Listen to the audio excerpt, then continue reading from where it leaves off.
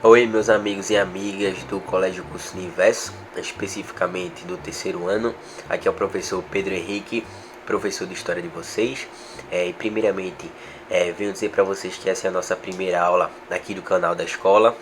E essa aula, ela vai ter como objetivo a gente fazer uma reflexão, tá? A gente vai fazer uma revisão sobre alguns pontos que vimos dos nossos conteúdos de História do Brasil nessa primeira unidade, tá? Que leva lá desde a nossa primeira aula até mais ou menos ali a semana dos testes, que foi praticamente alguns conteúdos do início ali da República, tá? Muito importante, principalmente para vocês que vão prestar vestibulares esse ano, tá? Então vem aí Enem e várias outras provas importantes para esse fim de reta do terceiro ano de vocês. Então cabe a nós termos foco, concentração. Sabemos que esse período que estamos vivendo é muito difícil, é muito complicado, mas cabe a nós procurar algumas saídas, tá? E começar a pensar e entender essa realidade e tentar nos adaptar a ela, tá? Vamos sair mais fortes, com certeza, e com uma visão de mundo bem melhor. Sobre a nossa aula, já falei para vocês que vai ser uma revisão, então tá aqui uma capa, História do Brasil, revisão primeira unidade. Então é claro, vocês têm que ter noção de que não tem condições de a gente em apenas um vídeo, em apenas uma aula, a gente trabalhar todos os conteúdos que vimos durante essa primeira unidade. Então eu fiz uma seleção, tá, daquilo que com certeza a gente tem que absorver mais, principalmente a parte socioeconômica desse início da República, que influenciam praticamente até as políticas atuais e como o Brasil ele se comporta, tá? Então tá aí uma aula curta em relação às outras que tivemos, mas de uma maneira bem interessante, tá? Para a gente absorver o conteúdo da melhor forma possível. Então vamos lá. Nesse segundo slide, puxar aqui um pouquinho para vocês verem o tema. Como eu mostro no caderno de vocês, a gente sempre trabalha por tópicos principais, tópicos-chave, tá? Então eu coloquei aqui mudanças socioeconômicas na República, coisa que você já tem no caderno, tá? Coisa que foi assunto, conteúdo, foi uma informação dada para vocês fazerem o teste, e a gente refletiu muito sobre isso, tá? Essas questões socioeconômicas a gente discutiu bastante, trabalhou em vários setores diferentes, tá? Desde a parte da indústria, desde a parte da arte, chegando na parte da literatura, em alguns movimentos na classe operária. Então a gente vai retomar um pouco disso. Então eu trouxe para vocês nesse segundo slide a economia do café e da borracha, que a gente estudou bastante. Quando a gente está falando de uma economia, a gente está falando de uma economia que é um capital em giro, que praticamente ele ganha força para uma nação, para ele poder comercializar assim com outras, e assim a gente tem um comércio bem mais ativo. Então a gente lucra, a gente começa a ser beneficiado. Quando eu falo a gente, eu estou falando em relação ao governo, tá? Então ele mexe praticamente o motor, praticamente vem ganhando força em relação à economia. E na República, praticamente ela vai se moldando desse jeito. Então eu trago praticamente que a gente viu que foi o café, que ele pega mais ou menos ali 75% de toda a economia que a gente tem naquele momento. Naquele momento eu estou falando ali no início do século XX, tá? Então a gente vai trabalhar em cima dessa economia primordial que foi naquele momento ali, um pouco antes da Primeira Guerra, para a gente poder ter alguns surtos, para a gente poder ter algumas crises. Então eu coloquei para vocês ali a primeira setinha, que o café era a principal atividade econômica nesse período, como eu falei para vocês, e tem no caderno de vocês 75%, tá? Só que em alguns anos finais, ele é claro que ele começou a dar uma declinada. Então a gente trabalhou em relação a, por exemplo, alguns ciclos econômicos que o Brasil ele foi passando durante essa história. Ele é claro que em algumas economias ele está um pouco lá em cima, mas acontece alguns problemas tanto na sociedade, no comércio em geral, e é claro que ele tem uma crise e cabe ao governo que está no momento tentar a melhor saída para poder transformá-la. Então, na principal atividade econômica, que foi o café, ele entrou em uma crise, e o convênio de Taubaté, que aconteceu ali mais ou menos de 1906 a 1910, que era justamente o governo ali de Rio de Janeiro, São Paulo, Minas Gerais, eles se uniram e eles entraram numa política que era justamente comprar os excedentes dessas sacas de café. Então eles compraram, eles queimaram justamente para tentar valorizar. Então queimaram praticamente milhões de sacas justamente para poder favorecer o mercado novamente. Então esse convênio de Taubaté ele fica bastante conhecido por conta dessa política desses 3 estados, certo? Então é claro que essa economia do café ela deu um lucro para o Brasil investir futuramente em outras economias, tá? Então ela foi a que teve um surto muito grande, começou a expandir o capital de giro do Brasil e a gente começou a ter um desenvolvimento em vários setores, principalmente por conta do café. Então o segundo ponto que eu trouxe para vocês, que tem no livro de vocês também, é justamente a economia da borracha, tá? Essa aqui foi muito importante, claro, principalmente ali na região norte, e como eu coloquei para vocês embaixo, o desenvolvimento de umas cidades principais, como eu coloquei para vocês aqui, à vista do Teatro Amazonas, que praticamente foi toda beneficiada em relação a vários recursos, como por exemplo energia, como ruas pavimentadas, como praticamente uma iluminação onde cidades realmente naquele período não tinham. Então em relação tanto a ferrovias, tanto toda a parte estrutural da cidade, ela foi moldada por conta dessa economia da borracha, que praticamente saíam muitas pessoas para trabalhar naquelas localidades para poder enriquecer, mudar de vida e ter sua condição próspera, onde todo mundo quer ter uma vida digna, tá? Praticamente nesse período aí a vida não tem todas as condições, principalmente de trabalho, como a gente se for comparar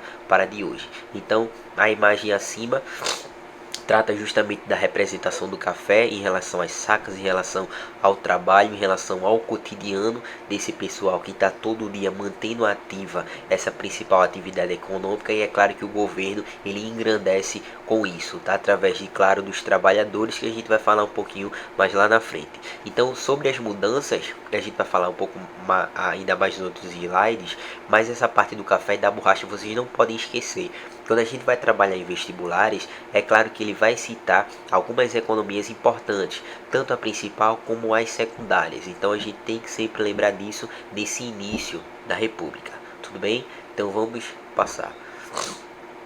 E eu trago para vocês, que também trouxe nas aulas presenciais, a gente já fez vários debates, também tem anotações do caderno, que é justamente as mudanças socioeconômicas, falando sobre indústria, reformas urbanas e saúde. Assunto esse que lembra que a gente teve uma reflexão muito boa, principalmente fazendo uma conexão com o mundo atual, e a gente pode fazer hoje novamente. Então peço a vocês que retomem essas reflexões, a concentração de vocês e tentem realmente fazer uma comparação, claro, coerente, entendendo os dois momentos, mas o que o passado ele pode influenciar no futuro, no nosso presente, e também como a gente pode usar isso para se transformar em pessoas melhores, em passar uma lição boa para a nossa sociedade e assim buscar meios, buscar respostas para poder passar crises, para poder ultrapassar dificuldades que temos no dia a dia, tá? Então o primeiro ponto é a indústria. Trouxe duas setinhas para vocês. Primeiro, surto industrial. As cidades principais, São Paulo e Rio de Janeiro. Isso ali um pouco no final, na verdade, do século XIX. Então o Brasil ele começa a ter uma expansão em relação à indústria muito grande, principalmente pelo capital formado na economia do café. A gente não pode esquecer disso, é claro que ele foi importante. Então esse surto industrial ele teve nesse momento no final do século XIX, então ali no início do século XX. Claro, a gente tem uma quebra ali junto com a Primeira Guerra Mundial, onde realmente o comércio ele não foi muito favorecido em relação a esse início de indústrias, mas pós Primeira Guerra a gente tem um outro salto, onde realmente muitas indústrias, principalmente que tem um mercado em relação ativo nesse momento, onde realmente todos os produtos que estão sendo utilizados, ele ganha uma dimensão muito grande, tanto aqui, tanto fora. Então por isso que essas indústrias ela tem uma expansão e uma prosperidade muito grande, um sucesso muito grande. Então as cidades que se destacam nesse período e que a gente pode dizer que elas foram moldadas, tanto no período colonial, tá? Tanto no período imperial, e quando a gente vai falando república, elas ganharam um suporte bem mais estruturado, tá? Em relação, se a gente for comparar com outras cidades, então é claro que elas foram favorecidas. Comparar, por exemplo, algumas cidades aqui do Nordeste, tá? Então com esse surto industrial, a economia ela começa a mudar de uma forma diferente, como nunca tinha sido atualizada nesse período, tanto no Império, tanto no início da República, enquanto outras potências já estavam muito lá na frente, tá? Então é claro que se destacaram as indústrias, foram a têxtil, alimentício e a indústria de base. A gente pode falar de aço, de cimento, tá? Onde tem justamente o começo ali de várias modificações, enquanto da parte da arquitetura, que é justamente a parte das reformas urbanas, que são as setinhas do meio que eu coloquei para vocês. Primeira, superação do passado colonial. O que significa isso? Significa que muito do que tinha no início da República era de um passado em que o Brasil ele tentava esquecer, tá? Em um Brasil que ele tentava colocar essas raízes, principalmente dessa parte colonial, onde realmente foi violentado, onde realmente teve várias crises, onde passou por várias dificuldades. Então ele queria um Brasil novo, tá? Ele queria algumas reformas significativas, onde desse uma nova cara para o Brasil, já que ele estava em um surto industrial, ele estava começando a ter um patamar em relação à economia diferente, tá? Então é por isso que a gente tem que estar sempre lembrando dessas reformas urbanas, por exemplo, ali no governo de Rodrigues Alves, tá? Onde teve a política de bota abaixo, onde realmente muitas cidades em várias localidades do Brasil, elas foram sendo derrubadas para poder transformar aquelas localidades em como um ponto específico, tanto para turismo, tanto para um trabalho. Então é por isso que nesse momento a periferia, o que a gente pode chamar hoje do início das favelas, foram sendo desenvolvidas nesse período, porque o pessoal saía desses centros urbanos e praticamente iam para a margem da sociedade, onde não tinha tanta reforma urbana. Então por eles eles conseguiam fazer vários desenvolvimentos, ficando ali à margem da sociedade e virando um certo tipo de esquecimento, como a gente tem algumas populações hoje, tá? Infelizmente. Então a segunda setinha ainda fala sobre essa modernização das cidades, como eu disse a vocês, é justamente para tentar superar e para dar um novo caráter em relação tanto à estrutura do Brasil, tanto de classe, tanto de arquitetura e como representação aqui e fora, tá? Então justamente as reformas urbanas, ele tem esse caráter, mas também a gente leva ela a se conectar à saúde, porque nesse período praticamente o Brasil ele era conhecido como o país mais insalubre do mundo, por conta de várias epidemias que surgiam naquele período, como varíola, febre amarela, a peste bubônica, tá? Então essas reformas urbanas, elas também tinham esse caráter de limpeza da sociedade. A gente não pode esquecer, tá? Em relação à saúde, esses três tópicos abaixo, essas epidemias que tomaram conta, principalmente por conta do má planejamento em relação à saúde de nível nacional, tá? Então não tinha uma estrutura, não tinha um saneamento básico singular para aquela população, não tinha várias políticas de higiene nesse período, tá? Então tudo foi sendo construído a partir do momento que essas epidemias elas fogem do controle. Então alguns avanços na medicina, principalmente ali com Oswaldo Cruz, tá? Com várias instituições, principalmente de ensino, sendo elevadas nesse período, tanto com desenvolvimento em relação à ciência, tanto o próprio governo ele se alinhando a políticas de vários estados em relação à saúde também, com destaque com Oswaldo Cruz. E a gente falou também em sala de aula em relação à revolta da vacina, tá? O que a gente pode fazer um panorama hoje em relação à própria ignorância do povo em relação ao avanço da ciência, tá? E você tá sempre negando esse desenvolvimento e ainda afirmando que faz mal, afirmando que realmente é um pessoal que vem para mentir, que vem para tirar proveito da sociedade humilde e tudo mais. A gente tem que sempre tá do lado da ciência. Claro que a gente tem que ter uma noção crítica, tem que fazer análise, mas é claro que a ciência ela vem justamente para deixar nossa vida mais cômoda, né? A gente ter uma satisfação, seja em saúde, seja em comércio, economia, transporte. Então ela tá para nos ajudar e a gente tem que fazer uma reflexão. Então Oswaldo Cruz, através de vários avanços que ele fez na medicina, ele conseguiu um pouco ali erradicar a peste bubônica, só que a febre amarela ela ainda persistia. Então ele começou com a política de vacinação obrigatória, onde o pessoal estava em casa, praticamente a polícia junto com os médicos sanitaristas eles invadiam, e assim a vacinação ela começou a ser obrigatória, e o pessoal com medo, dizendo que a vacina não prestava, que podia trazer algum mal, e por conta dessa violência e dessa atrocidade de realmente ser obrigatória, o pessoal começou a fazer várias revoltas estas que realmente entraram em confronto com forças policiais, tá? Como mostra meio que essa charge que eu trouxe aqui para vocês. Então realmente a população ficou em colapso, ficou em crise por conta desse avanço tanto na medicina, mas de uma forma obrigatória, sem eles ao mínimo ter um certo tipo de aconselhamento, um certo tipo de didática para aquele momento, para eles entenderem a compreensão de tudo, tá? Então nesse slide eu mostro para vocês esses três tópicos: indústria, reformas urbanas e saúde, onde praticamente eles fazem um link, tá, com toda essa mudança que vem acontecendo de uma maneira drástica, de uma maneira muito repentina, em um certo curto período de tempo dentro desse período da República, tá?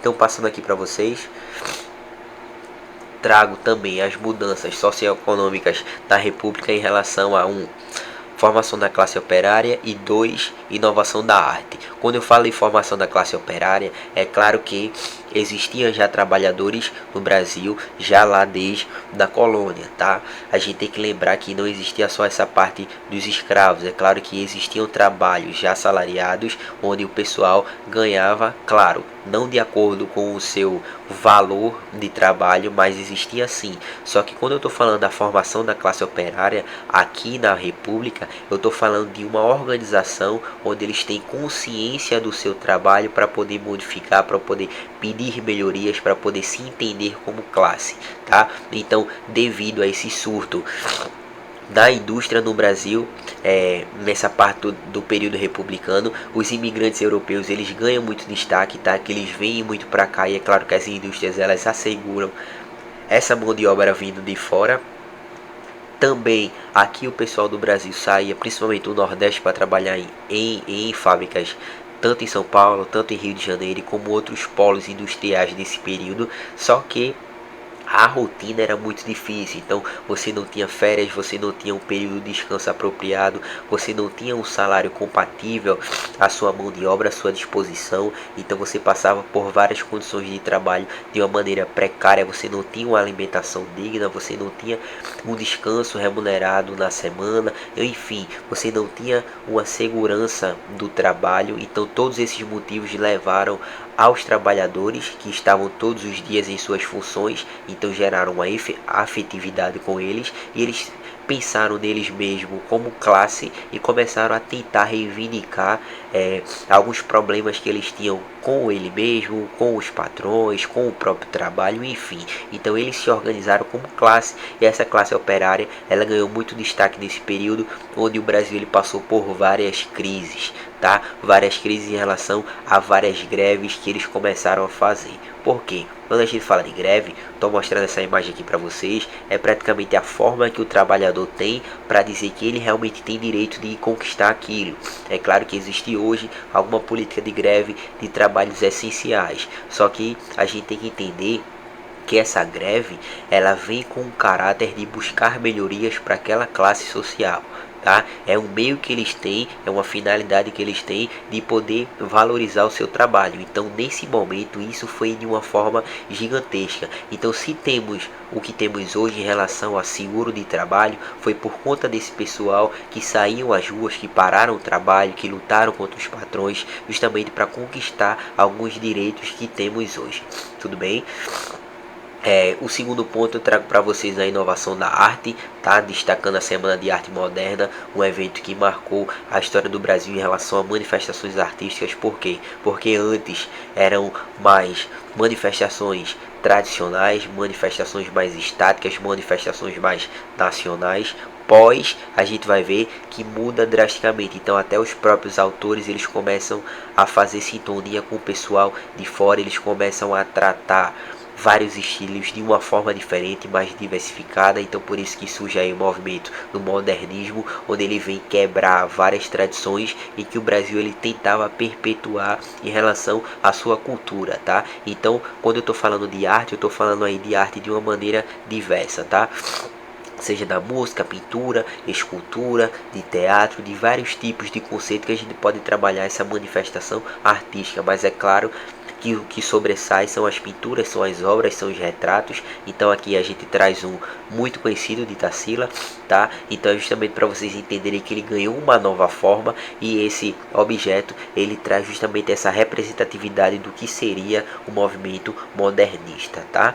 E por último, a última setinha a gente fala ainda, que a gente falou em sala de aula, sobre o manifesto antropófago, que é justamente você conseguir unir essa nova característica de arte que tem no Brasil e tem fora, e você começar a pegar aquilo que lhe convém, tá? Justamente fazer uma antropofagia, que é você usufruir do próximo aquilo que lhe convém.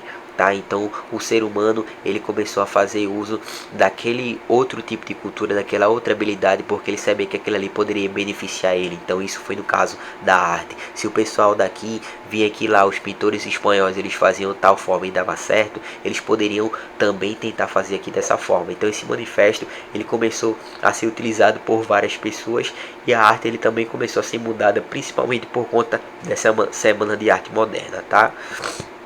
E por último, eu lembro que a gente trabalhou em relação a alguns seminários estes que fiquei muito feliz de trabalhar com vocês, porque vocês são uma turma fantástica e vocês realmente têm compromisso com os professores, com a disciplina e com o próprio futuro de vocês. Então aqui, como vocês já apresentaram, eu quero fazer só um panorama geral, que a gente trabalhou em sala de aula, vocês muito bem apresentaram. Por exemplo, a gente trata Arraial de Canudos com Antônio Conselheiro e a gente trabalha a Guerra do Contestado com José Maria como se fossem movimentos messiânicos que a gente já estudou também, que trata da admiração ao Messias, de que ele vai voltar, que ele vai salvar o povo e que ele é um herói, tá? Então isso aconteceu com Antônio Conselheiro, quando ele tentou fazer essa coletividade em Canudos e teve várias empreitadas do governo que não ficava do lado das suas ideias, contrariava as suas ideias e acabou fazendo várias empreitadas onde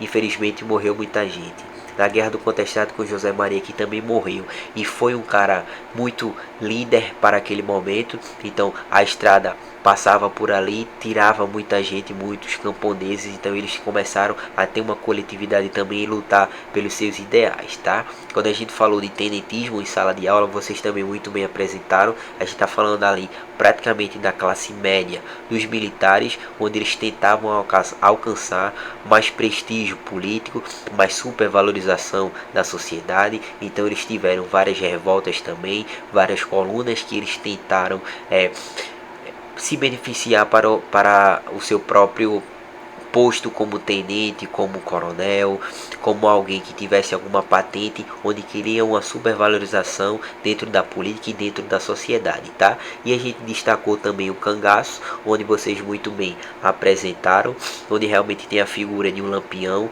tá? Lampião esse muito conhecido, praticamente o destaque além do cangaço. Esses cangaceiros que faziam parte de vários movimentos aqui do Nordeste são conhecidos por uns também como heróis, com outros como vilões, que vão para saques, que vão para destruir alguns povoados, que vão para praticar vários atos injustos, tá? E tem outros que vinham como heróis, aqueles que estavam salvando a população, que tirava do pobre e que tirava do rico, desculpa, para dar para o pobre, e assim fazia vários tipos de política, tá?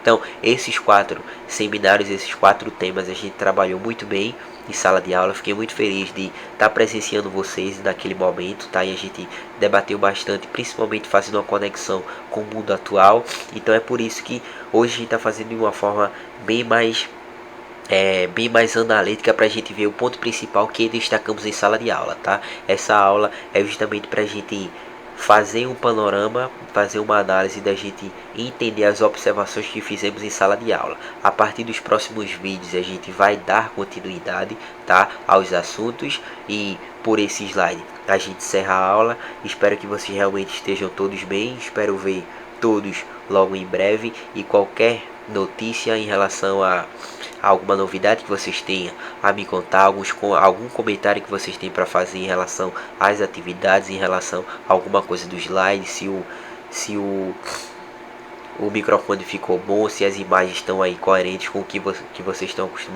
acostumados a ver, tá? Acredito que foi uma aula curta, mas foi uma aula necessária para a gente fazer esse primeiro panorama e a gente começar a introduzir a nossa história do Brasil dentro do canal da escola, beleza? Então, até o próximo vídeo e um abraço em todo mundo.